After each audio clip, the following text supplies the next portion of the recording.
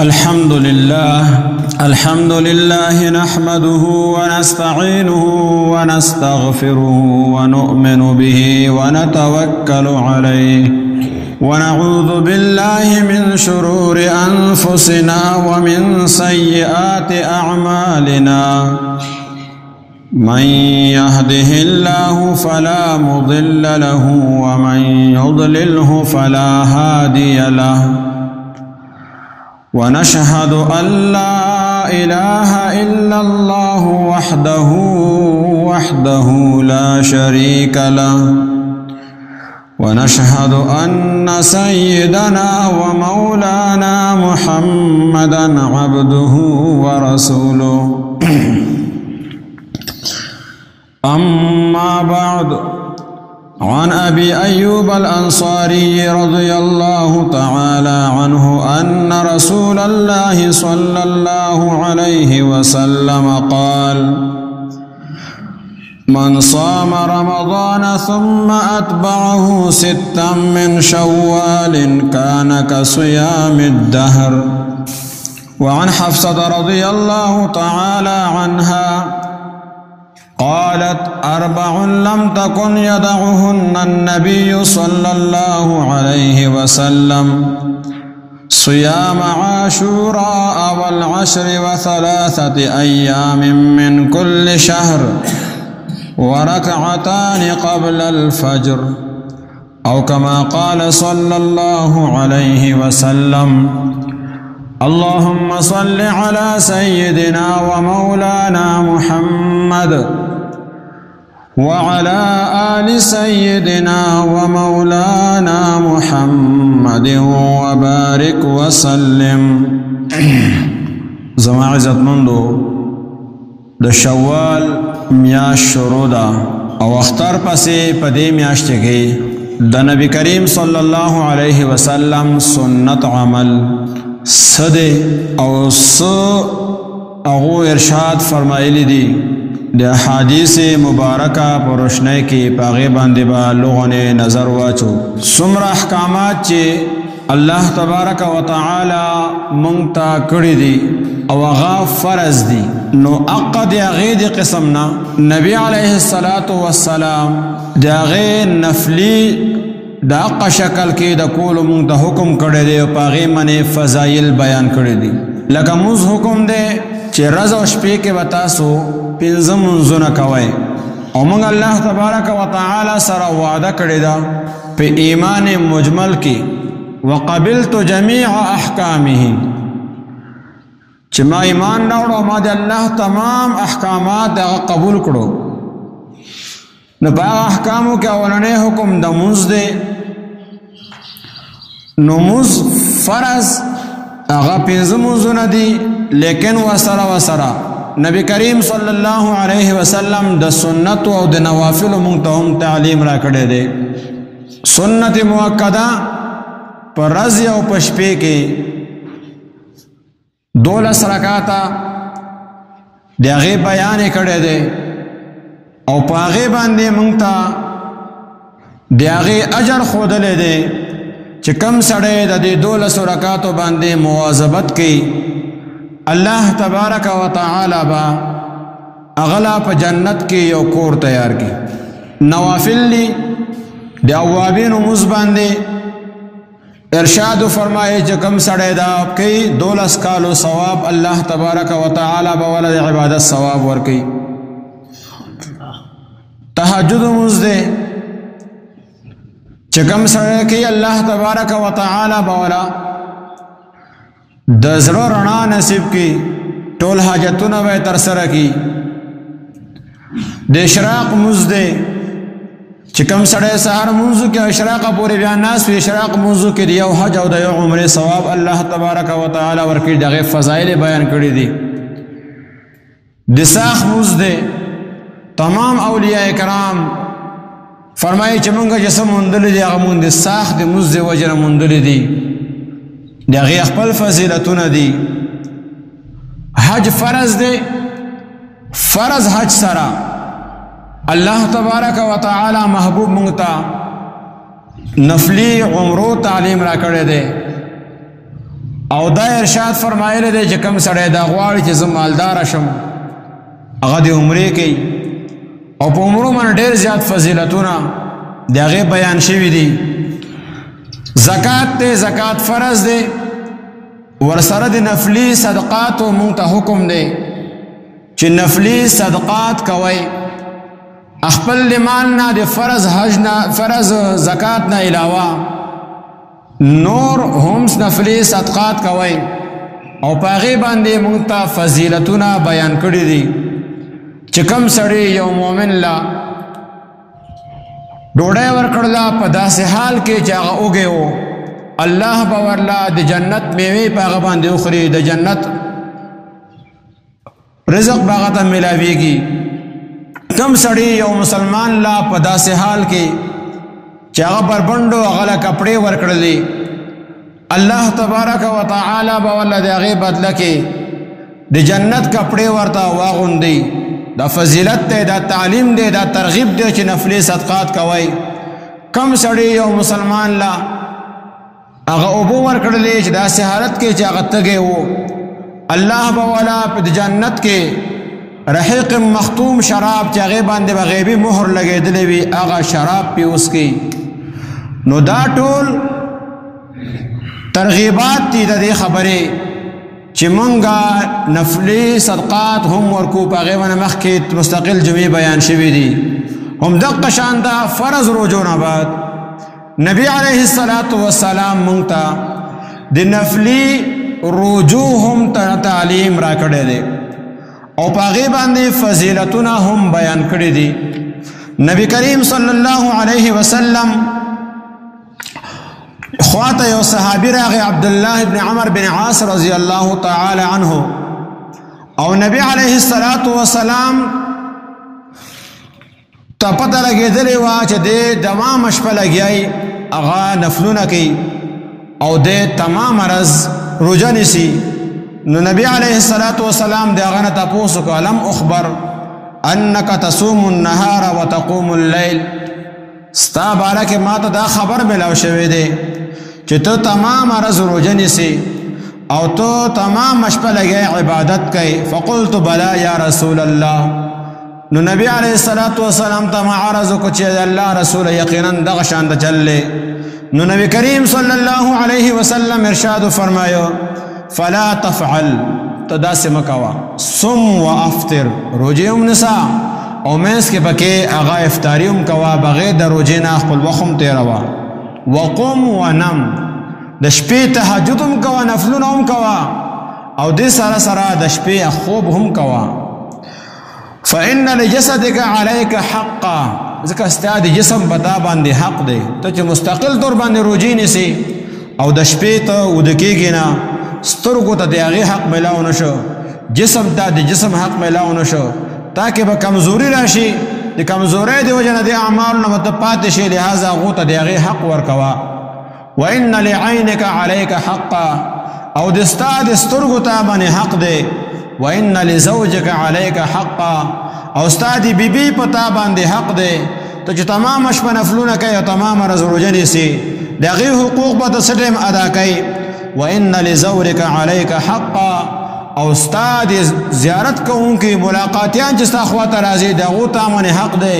نو ته چې تمام روژې او د شپې ته نفلونه کوي نو خلق به ستا ملاقات ته راځي ملاقات به څه ټایم کوي د هغو حقوق هغو ته هغه ادا کا لا صام من صام الدهر د هغه سړي روژه هېڅ روژه نه ده چې هغه ټول عمر روژه نیسي داسې روژه ده نه داسې روژه نه ده او بیا ورته ارشاد فرمایو صوم 3 ایام من کل شهر په هرې میاشت کې 3 ورځې روژې نیول داسې شی دی صوم الدهر کله گویا تا پوره میاشت روژه ونیوله 3 ورځې په میاشت کې روژه نیسه دا داسې ده گویا تا پورا میاشت روژه نیولې ده صم کل شهر صوم الدهر کله صم کل شهر 3 ایام په هرې میاشت کې 3 ورځې روژه نیسه وقرأ القرآن فی کل شهر او میاشت کې یو ځل د قرآن پاک ختم کوه د قرآن پاک ختم میاشت کې یو ځل کوه روزانه یو سپاره تلاوت کوه قلت انی اطیق اکثر من ذلك ما عرض کو دی الله رسول زه د دینه زیات طاقت لرم چې زه د کم ورځو کې د قرآن پاک ختم وکم او زه زیات روزې ونیسم. نو نبی علیه السلام به ارشاد فرمایي صم افضل صوم داود علیه السلام، ته بیا د داود علیه السلام د روزو په شان د روزه نیسه. صيام یوم و افطار یوم، یو ورځ افطاری کوا او یو ورځ هغه روزه نیسه. وقرأ فی کل 7 لیال مرة، او په هر ورځو کې یو د قرآن پاک ختم کوا. ولا تزد علی ذلک، او په دې باندې زیاتې مکوا. نو دا نبی علیه السلام مقصد دا و چې زیات اعمال مکوا، مقصد دا دی چې میانه روی اختیار کا،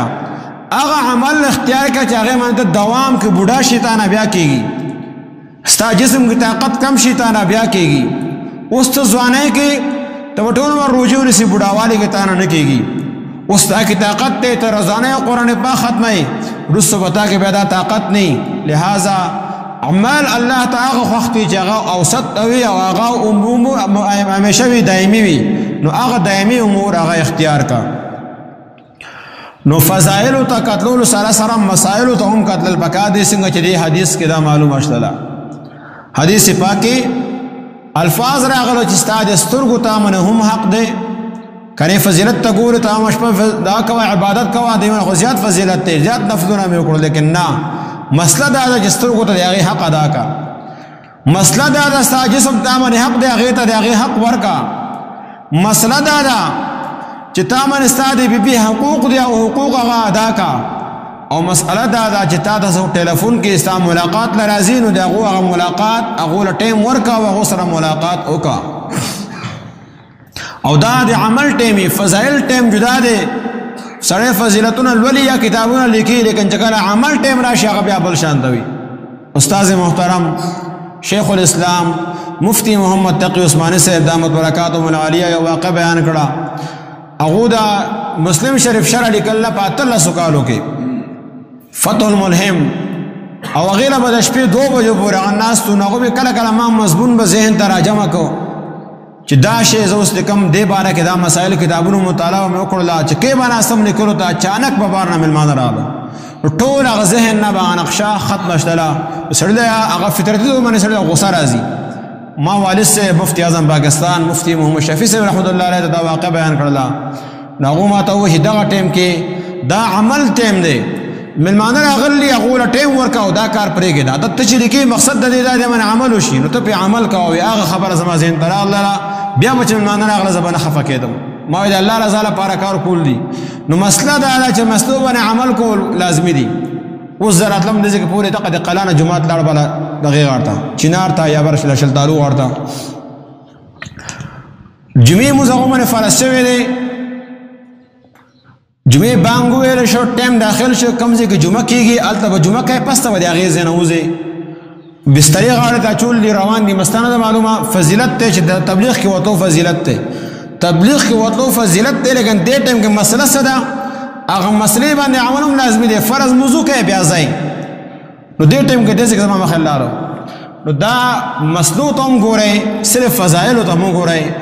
نو فضایلو باندې موږ عمل وکړو، اپنه مسله رانه پاتې شي او غټه ګناه کې هغه اخته شو، داسې کول هغه نه دي پکار. ما هغو ته موضوع کوي، اوس موږ ځو بیا به واپس راځو. سبا تاسو به تشکیل شوی بل شلتالو ته، نو هلته به ځئ، بیا به واپس راځئ، څه ټایم به تاسو موضوع کوئ. هلته کې د جمعې مونځ کېږي نه، او تاسو باندې مونځ فرض شوی دی. یو سړی داسې دی چې بل ځای ته ځي، هلته کې جمعه کېږي، بیا خو دې لاړ شي. یو سړی داسې دی چې هغه ځای نه روان دی، دلته جمعه کېږي، هغه ته خو فضیلت میلاو شي د جمعې جدا، لیکن د جمعې فضیلت ته پرېښدو، فرض مونځ دې پرېښده لاړ دی، دا مسله په دې ټایم کې نه ده. نو نبی علیه السلام تعلیمات مونږ ته دا راکړي دي، اسلام باندې عمل دی، هغه اتباع بار بار زه دا وایم. نو تاسو 3 ورځې روژه نیسئ. نبی علیه السلام فرمایي تاسو به د پورا د میاشتې روژې ثواب میلاویږي. او بیا دې میاشتې کې نبی علیه السلام صحابي ابو ایوب انصاری رضی الله تعالی عنہ فرمایي چې نبی کریم صلی الله علیه وسلم ارشاد فرمایو چې کم سړی د رمضان مبارک میاشتې روژې ونیولې او پس د هغې نه بیا د شوال میاشتې کې 6 روژې ونیولې، دی داسې دی ګویا د پوره کال روژې ونیولې. د 6 روژو فضیلت دا جدا بیان شو. ولی دی اللہ تبارک و تعالی قانون دادے من جاء بالحسنة فله 10 امثالها چاچی یونی کی راڑ اللہ بدی اغی اغلا لس بدلے کی ورکی نو کم سڑی چی دیر شروجونی ولی که 29 ولی اللہ دی 30 ثواب راکی که میاشت 29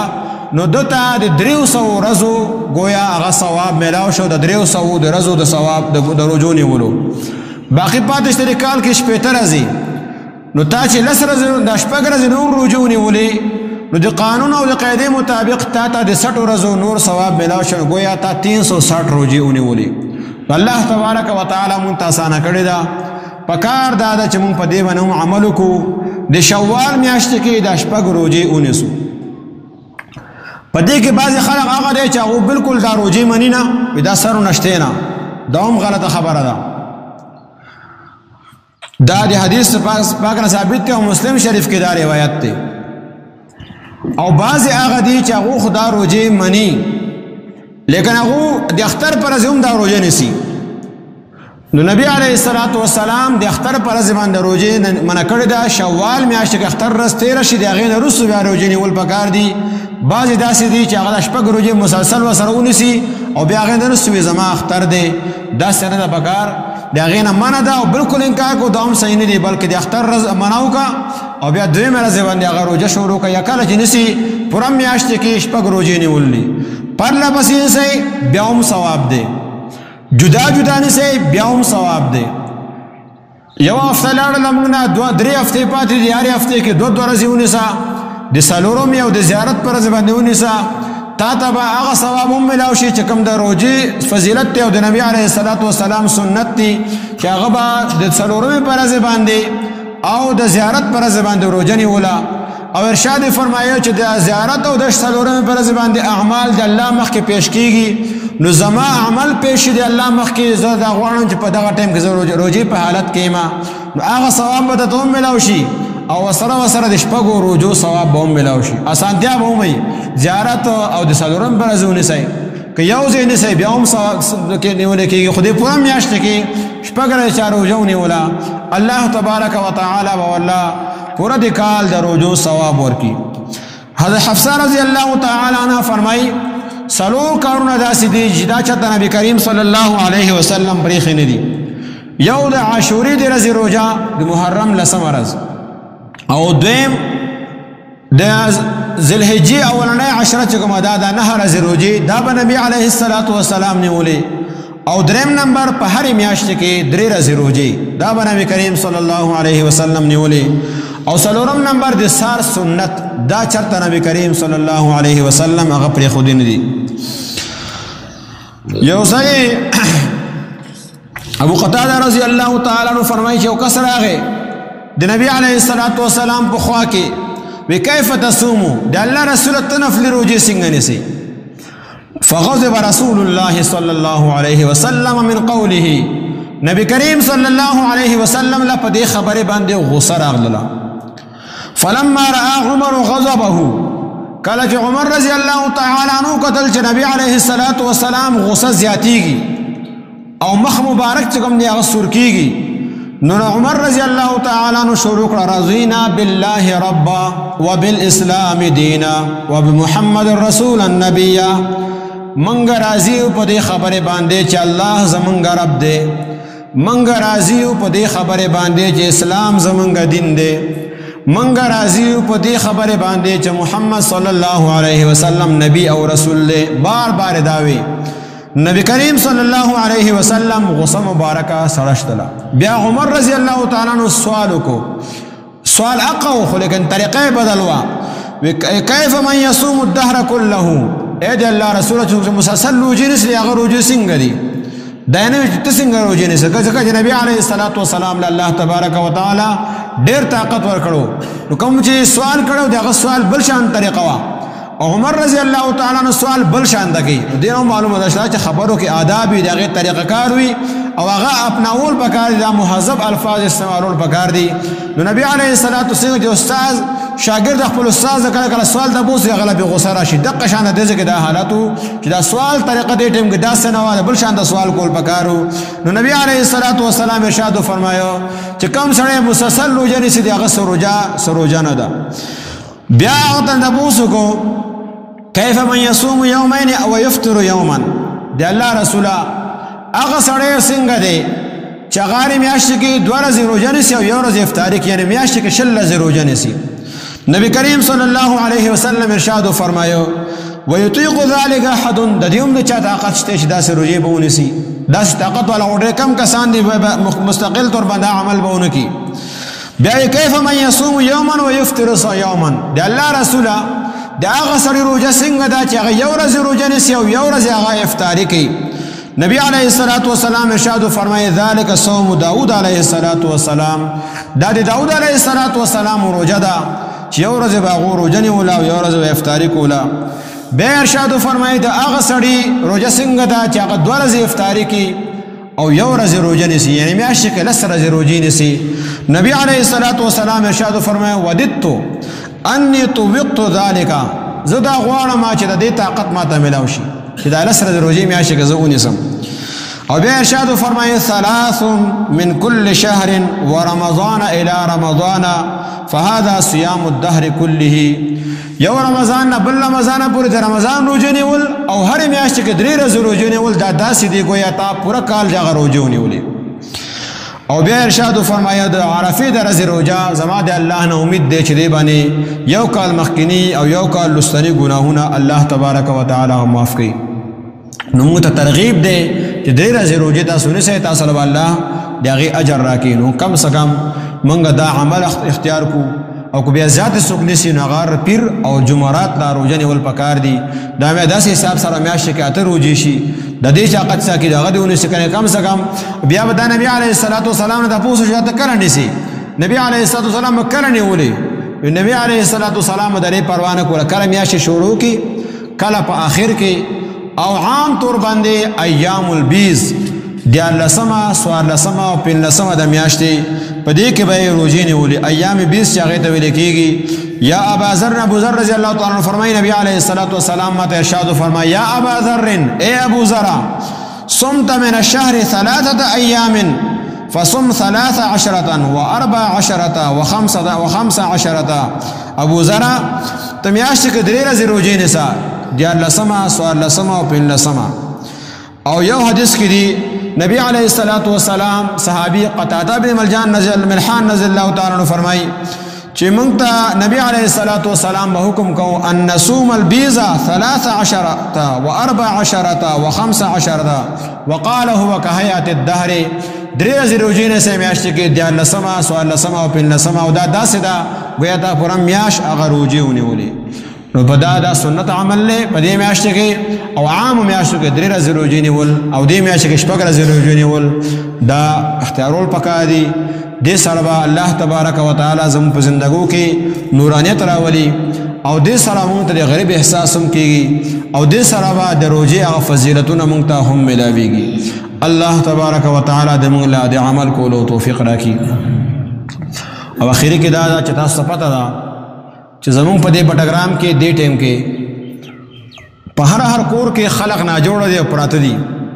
او ټول باندې تبدا هغه تبي دي کوم علامات چې هغه دغه متخي چې دا علامات کرونا وایرس سینه خراب ده یا ټخې ده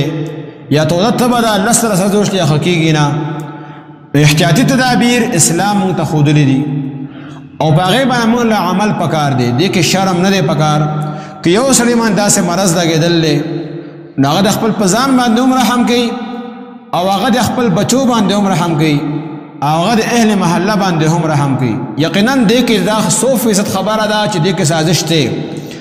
او دې پس شاته نه کوم دی هغه یو نظام موجود دی لیکن هر حالت کې ارس چې دی که هغه فتنه ده که سازش دی که عذاب دی لیکن بیماری لګېدل د دې د وجه نه که چا من دا بیماری ولګي نو هغه خپل کور کوم میل میلاب کې کمې کوي جمعتونو ته کوم دی هغه کسانو هغه مرزه کور کې مسکوي د سوال سره چې کوم کوارنټاین د خپل کور کې مسکوي تاسو الله تبارک وتعالى دی هغه اجر راکړي او بیماری مخ د خورولو کوشش مکوئ، لاسونه ملاول، غاړه ملاول، د دین هغه اجتناب کوئ. بالخصوص هغه کسان چې هغه ته پته ده چې ما باندې بیماری ده او په خپل دا هغه په کار دادي. د اسلام تعلیم دغه دی چې تاسو دې ټیم کې هغه لاس هغه مه ملاوئ چې دا بیماری سره خورېږي، داسې مه کوئ. او نور دا یقینا دې کې 100% خبره چې د بشاتره نظام موجود دی. دې لپاره یو علاج سلامکی چې کوم دی وخت کړی دی، ټولو خلکو په دې باندې تحقیق کړی دی ساینسدانانو چې دا د دې کوه په خوی غسکای دې سره مرض ختمېږي. نو چې ډاکټران کله اپلوډ کی په ویډیو په ذریعه سره یوټیوب باندې یا فیسبوک باندې یا بل څه طریقې سره، نو هغه فوراً هغه شاته نه هغې چې کوم چلولو ول دی هغه ویډیو ډیلیټ کړي